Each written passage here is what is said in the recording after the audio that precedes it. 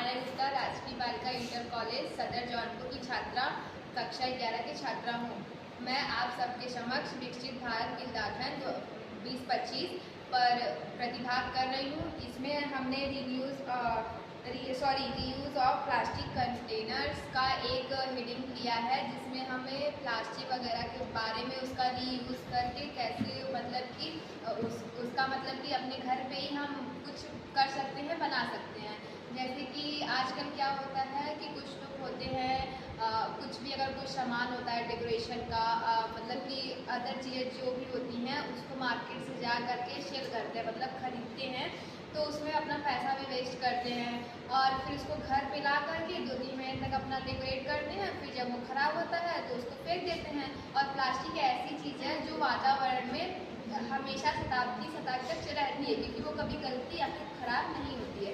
तो इसी वजह से हमें क्या करना है कि जो प्लास्टिक है उसका अच्छे से उपयोग करके, ताकि वो वातावरण और अन्य जानवरों को भी प्लास्टिक से जो होता है अन्य जानवरों को भी बहुत नुकसान नहीं होता। जैसे गाय वगैरह होती हैं, प्लास्टिक वगैरह खा लेती हैं तो उससे उनकी डेथ हो जाती है और उनके कि बॉडी पे उनके शरीर पे बहुत ज़्यादा प्रभाव पड़ता है। तो इसी वजह से प्लास्टिक का जो है हम लोग उपयोग करें और उसको अच्छे से उसका, जैसे कि हम लोग आपने अपने थीम में क्या बनाया है? ये है पेंसिल बॉक्स, पेन पॉट है, तो हमने इसका यूज़ करके पेन पॉट का बनाया और इससे हम लोग कटलरी बॉक्स और जैसे कि डेकोरेशन का सामान हो गया, फ्लावर पॉट वगैरह इत्यादि चीज़ें बना सकते हैं।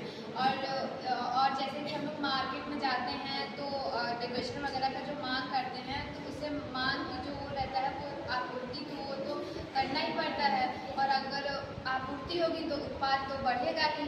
तो इसी वजह से हमने ये सोचा कि क्यों ना हम इसको घर पे ही बना करके अपने से ही इसका कि एक उपाय निकाले, जिससे वातावरण भी स्वच्छ रहे, पशु भी अपना बचे रहें और प्लास्टिक का भी उपयोग हो जाए, ताकि कि आगे चल के जो ये सब प्रॉब्लम्स आ रही हैं वो प्रॉब्लम्स क्रिएट ना हो, और इसका हम लोग यूज़ करके अच्छे से ये सब कर सकते हैं।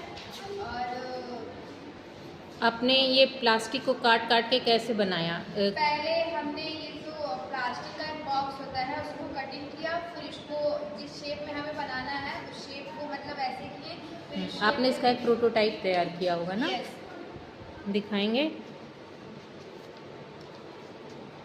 2 आपने रेक्टेंगुलर बनाया है, 3 और 2 स्क्वायर शेप ना?